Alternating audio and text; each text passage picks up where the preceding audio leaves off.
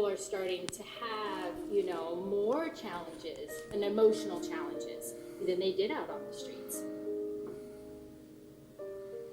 Dr. Gabor Mate, when I found his teachings, and specifically the realm of the hungry ghost, kind of changed my outlook in life.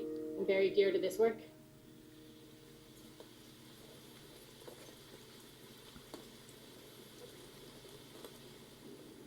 I'm Gabor's wife, and I have been for close to 50 years.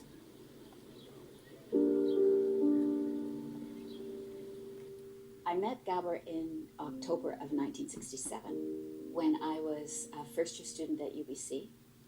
I saw in the student newspaper that they were looking for cartoonists, and I draw.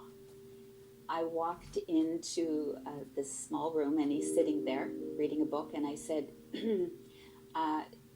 my name's Ray. I'm supposed to draw you. Would you mind just sitting there? This is it.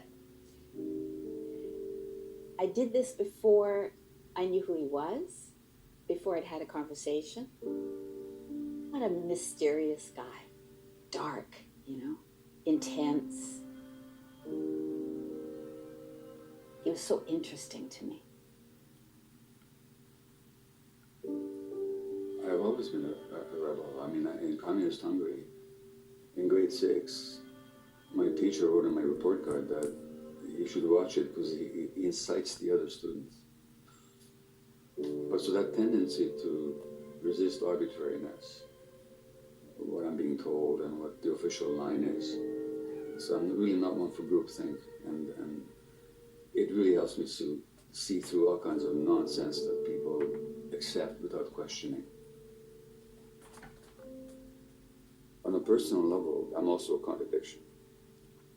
My longing is really a sense of being excluded from something, a sense of impossibility, and I very easily go there. I mean, that is my baseline. Very early in my meeting with Gabor, I saw clearly the light that he was and the dark that he was. So I saw brilliance, and I saw real, I guess trauma is the word I'd use now, but I didn't know then. To me, it was dark. And of course, by then I knew he was directly had been in the Holocaust. But it was going to be my job to heal him, to bring out that light. I really believe that the purpose of marriage is to actually go back to the original trauma, which comes from the family. I married a man who was so much like my father. My scientific interest as well has been having to deal with my own trauma. Because in my 40s, I was a very successful physician, and I was a national columnist for a Canadian newspaper, and I was the head of the palliative care department at a major Canadian hospital, and I was depressed and alienated in a difficult marriage, and my children were scared of me, and I didn't like being alive.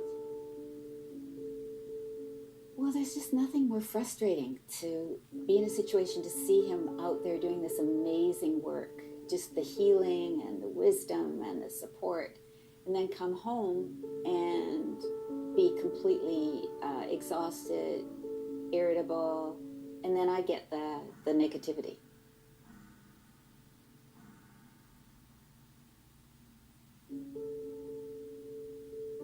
I have to be me. I have to be authentic. My nervous system is so wired that if I'm not authentic to myself, I'm sick. I have a stomach ache. I can't sleep. I'm anxious. And it's usually here. It's usually something in this dynamic. Yeah. Right? Well, when I would compulsively shop for compact discs and lie about it, Ray would get neck aches. And after a while, she figured out, if I got a neck ache, this guy's lying to me. He doesn't get away with anything. Yeah.